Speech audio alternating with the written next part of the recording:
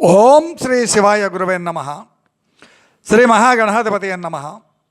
శ్రీమదాంధ్ర మహాభారతం కవిత్రయ విరచితం అశ్వమేధ పర్వం కృతికర్త తిక్కన సోమయాజి అమృతవర్షిణ ధారావాహిక 384వ రోజు తత్వదర్శిని కార్యక్రమానికి ఆధ్యాత్మిక ప్రవాచకుల మీద ఈకొండ చంద్రమౌళి రసజ్ఞులను ఆహ్వానిస్తూ అయ్యా నేటి వరకు మనం అశ్వమేధ యజ్ఞం దాని గురించి ముచ్చరించుకుంటూ ఉన్నాం. అశ్వరక్షకుడుగా పార్థుడే బయలుదేరాడు గాంధీవి. అయితే ధర్మరాజు అర్జునుడికి ముందుగానే ఓ మాట చెప్పాడు. ఇప్పటికే 18 లక్షల సైన్యం నాశనం అయిపోయింది. అటు ఇటు 11, ఇటు 7, 18 రాజులందరూ కూడా చనిపోయారు. ఇప్పుడు ఉన్నవాళ్లతో మళ్ళీ యుద్ధంలో వాళ్ళని సంపోదయ సామధాన భేద దండోపాయాలతో మధ్య మార్గంగా వాళ్ళని దారికి తీసుకొని రా సాధ్యమైనంత వరకు అని చెప్పాడు. దాన్ని దృష్టిలో పెట్టుకున్నటువంటి అర్జునుడు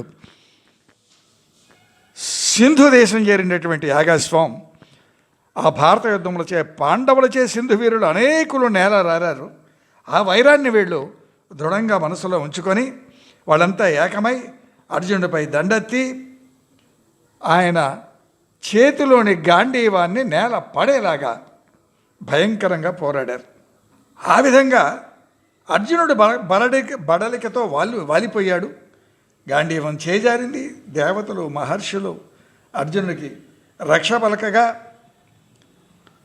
అప్పుడు తేరుకున్నాడు గాంధీవి. వీర విహారం చేశాడు ఆ గాంధీవి. అయ్యా నేటి విషయాన్ని ప్రవేశానికి ముందు ఆనవాయితీగా 117వ నుతి. గుణాతీత గుణపాలక పంచభూతాత్మయోని విభూతి పురాణ వేద పదయీశ సర్వదేవ పితృభూతమూర్తి జగద్గురు ప్రవిష్ణు ఇంద్రియ దృగ్గోచర వేద విరుద్ధ మార్గ నిర్మూలనాదక్ష రేణువైని పాద కమల సుగంధమరంధ మాధుర్యమౌదు నందవ్రజనాథ. అన్ని విశేషణములే. పరతత్వం యొక్క తీరు ఎలా ఉంటుందో నా తోచిన విధంగా స్వామి పలికించిన రీతి స్వామిని స్మరిస్తూ ఆయన యొక్క రూపం మీ మనోఫలకములపై దర్శింతురుగాక. ఎప్పుడైతే ఈ ధనస్సు నేల రాలిందో మునులందరూ కూడా ఆకాంక్షించారు. ఎందుకు? వాళ్ళకేమి స్వార్థం ఉంటుంది, ధర్మపక్షపాతులు కదా. కాబట్టి అనిమేషులున్ మునీశ్వరులు అప్పుడు శోకమునన్ మునింగి అర్జున జయకాంక్షులై నియతి శుద్ధి వహించి సవీర్య మంత్ర సాధన పరులైరి తెప్పిరియతండు ధనుర్ధరుండు సముల్ల సత్తను విభవోజ్వలుండు సముదగ్ర మనస్కునయ్యే భువరా. ఓ రాజా జనమేజయ, ఎప్పుడైతే అనిమేషులు అనగా దేవతలు మునీశ్వరులు వాళ్ళంతా అర్జునుడి యొక్క గాంధీవం నేల రాలగా దుఃఖంలో మునిగిపోయారయ్యా. వారు అతని విజయకాంక్షులై నియమపూర్వకంగా బలాన్ని ప్రసాదించే మంత్రాలను జపించారు. దాని వలన అర్జునుడు తేరుకొని మనోదారుఢ్యం పొంది దేహ సంపద శక్తియుతంబునై మరల గాంధీవాన్ని చేబూనాడయ్యా. ఆపై చెలరేగాడు. సాగుతోంది పోరు. రక్తం ధారాపాతంగా వర్షిస్తూ ఉంది. ఏమైపోతున్నారండి వాళ్ళంతా కూడా? చెల్లా చెదరైపోయారు అంతటి మహావీరుడు. మరల వాళ్ళంతా ఏకమై పోరాడుతూ ఉన్నారు. అర్జున యొక్క విజృంభణ ముందు నిలవజాలకున్నారు. జరిగినదంతా విన్నది దుస్సల. ఈవిడ కౌరవుల ఆడపడచ్చు. మహాదుఖం చెందింది. మనవడతో అర్జునుని చూడగా వచ్చింది. కన్నీరు మున్నీరై విలపిస్తూ అర్జునుని చేరింది. వెళ్ళి విడిచి నిలిచిపోయాడు అర్జునుడు. ఇంకేం చేస్తాడు, చెల్లెలు కదా. ఆమె ఈ బాలుని కాపాడము. ఆమె అంటుంది, నాయనా ఈ పిల్లవాడిని కాపాడవయ్యా, వీడు నీ మేనల్లుని కొడుకయ్యా అన్నది ఆ దుస్సల. అంత ఏడి నా మేనల్లుడు అన్నాడు అర్జునుడు. దుస్సల ఏడుస్తూ నీ రాక విని భయంతో ప్రాణాలు విడిచాడయ్యా. వాపోయింది దుస్సల, బిగ్గరగా ఏడ్చేసింది. విలపించాడు అర్జునుడు. దుర్యోధనాదుల అపచారాలను మన్నించవయ్యా, ఈ బాలునికి నీవే దిక్కు కదా అని వాపోయింది భయంతో. తల్లడిల్లిపోయాడు పార్థుడు. హతవిధి, విరక్తి కలిగింది. ఏమీ రాచరికం, తగులబెట్టడానికా? మా వలనే ఈ ఘోర వినాశనమా? విలపించాడు అంతటి అర్జునుడు. కరుణ క్రమ్మగా ఏమవుతుందండి, ఆవిడ నక్కున చేర్చుకొని కలసి విలపించి ఓదార్చి అభయమిచ్చి వీడ్కోలు పలికాడు పార్థుడు. అంత దుస్సల అప్పుడు ప్రాణాలు బిగబెట్టుకునే ధైర్యంతో మనముడిని సైన్యాన్ని వెంటకొని తిరిగి వెళ్ళిపోయింది. యాగాశ్వం అటు నుండి మళ్ళీ మణిపురం చేరుకున్నదండి. ఆ నగరాధిపతి ఎవరండి? బభ్రువాహనుడు. ఆయన వచ్చి అర్జునుని పాదాలకు ప్రణమిల్లాడు. అంతటి అర్జునుడు యాగాశ్వాన్ని బంధించాలి కానీ రాజధర్మానికి తగినవి ఈ ప్రవర్తన మీకేలా, ఇది తగదన్నాడు. నాగకన్య తన దివ్య జ్ఞానంతో విషయాన్ని ఎరిగింది. వెంటనే పాతాళం నుండి వచ్చి ఆ బభ్రువాహనుడితో, నాయనా నేను నీ తల్లిని, నాగరాజు తనయను, నా పేరు ఉలూపి, మీ తండ్రి ఆజ్ఞ పాటించమన్నది. ఎవరండి బభ్రువాహనుడు? ఇప్పుడు అర్థమై ఉండాలి మీకు. నేను శ్లేషగా ఇప్పుడు దాకా కొనసాగించాను. ఉలూపి అర్జునుని యొక్క కుమారుడు, బభ్రువాహనుడు, మహావీరుడు. అప్పుడు ఆ తల్లి యొక్క మాటకు కట్టుబడి సరి అని ఆ బభ్రువాహనుడు హంసధ్వజ విరాజమానంబునైనటువంటి రథంబునెక్కి హయమును అడ్డగించాడండి. వాడి సర్వర్షంబు ముంచెత్త పార్థుని దుర్వార ప్రయత్నంబుల ఒకరు శరీరంబులనొకరు శరములు వర్షములు కురిపిస్తూ ఉన్నారు. అవన్నీ కూడా అలా నాటుకుంటూ ఉన్నాయి. వాడి బాణంతో అర్జును యొక్క భుజ సంధిని వ్రయ్యలుగా కొట్టనించి సంధించాడు బభ్రువాహనుడు. దూసుకుని పోయింది ఆ బాణం. అర్జునుడు విలునే ఆధారంగా మోపి అలా నిలబడ్డాడు.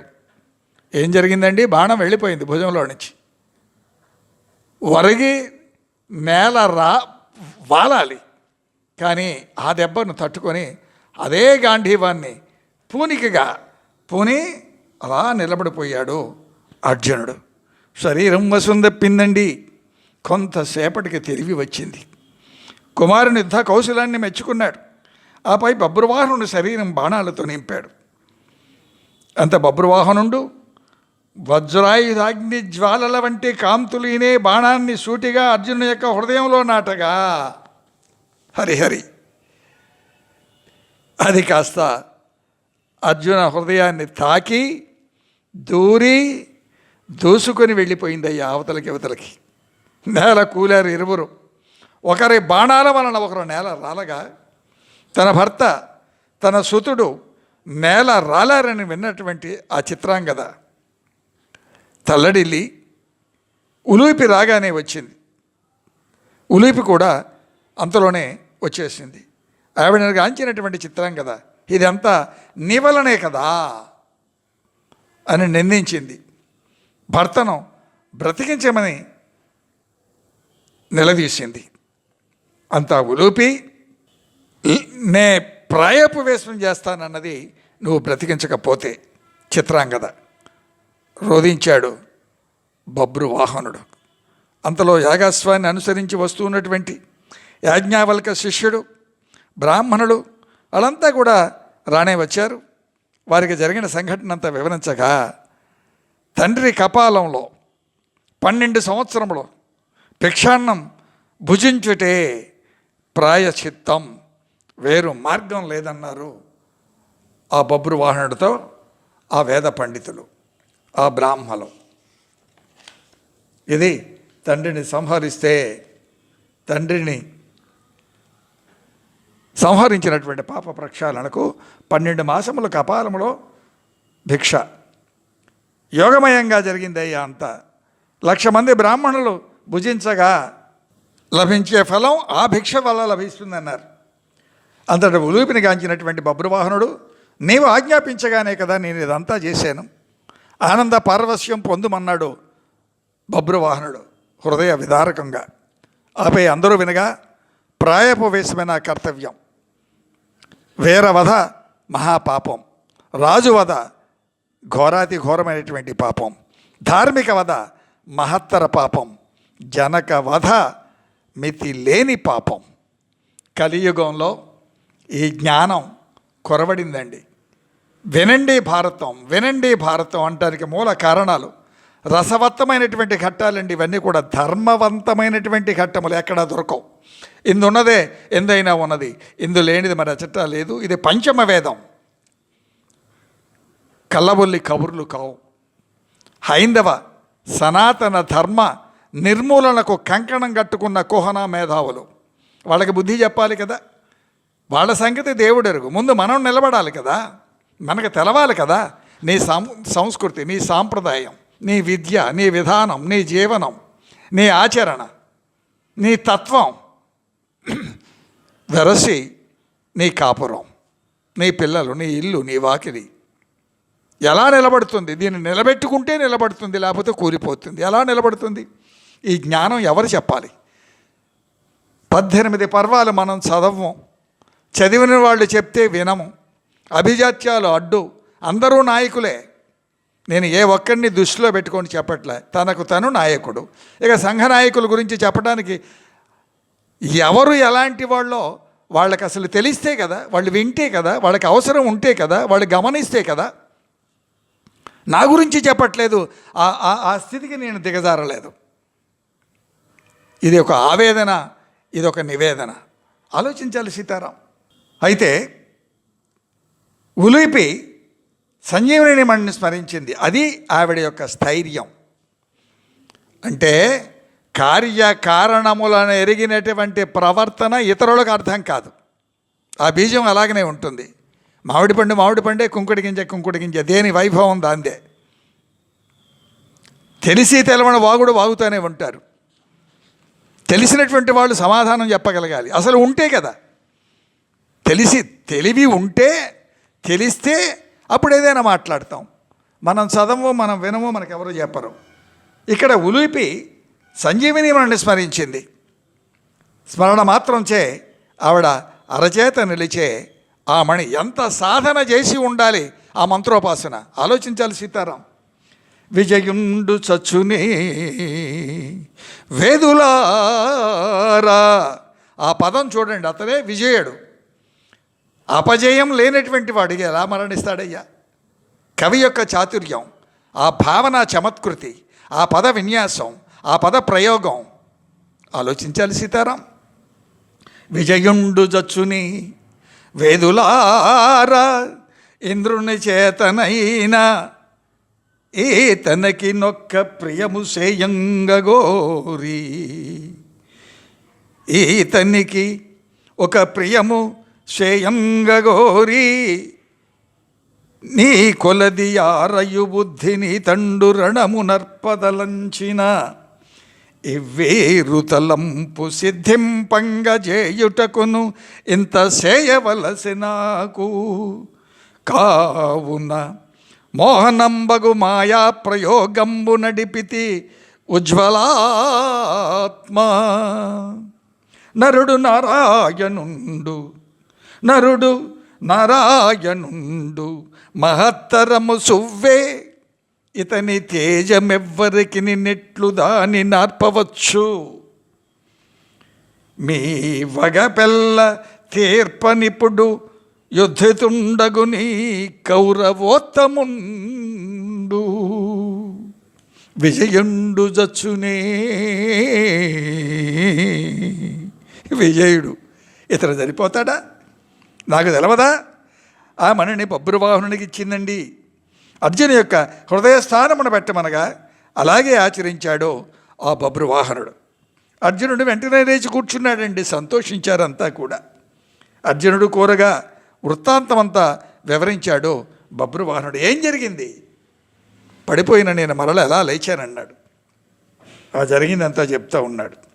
ఉలేపి నాథ, నీ కుమారుని వలన నీకు అశుభం కలిగిందయ్యా. నీవు శిఖండిమిషిగా భీష్ముని పడగొట్టావు కదా, అది మహాదోషం కదా. ఆ పాపానికి ప్రాయశ్చిత్తమే ఈ ఘటన. వివరిస్తాను వినవయ్యా. మిగతా విషయం రేపు ముచ్చరించుకుందాం. స్వస్తి ప్రజాభ్య పరిపాలయంతాం న్యాయేన మార్గేణ మహిన్మహీష. గోబ్రాహ్మణేభ్య స్వమస్తు నిత్యం. లోకా సమస్త సుఖినో భవంతు. ఏతసర్వం శ్రీ సీతారామచంద్రచరణారవిందార్పణమస్తు. ఓం శాంతి శాంతి శాంతి. అయ్యా, శివాజ్ఞగా శ్రీ వెంకటరామనారాయణులకు సమర్పించబడుతున్న ఈ కార్యక్రమాన్ని వినమన మనవి. మీ అభిప్రాయాన్ని కనీసం ఒకసారైనా యూట్యూబ్లో రామా ఛానల్లోనే పొందుపరచమని ప్రార్థన. గడప లోపల కుడం, గడప దాటితే హిందువులం. ధర్మో రక్షతి రక్షిత. ఆచరణతో ధర్మం రక్షించబడుతుంది. హిందువుగా జీవించో, హిందువునని గర్వించో. సీతారాం.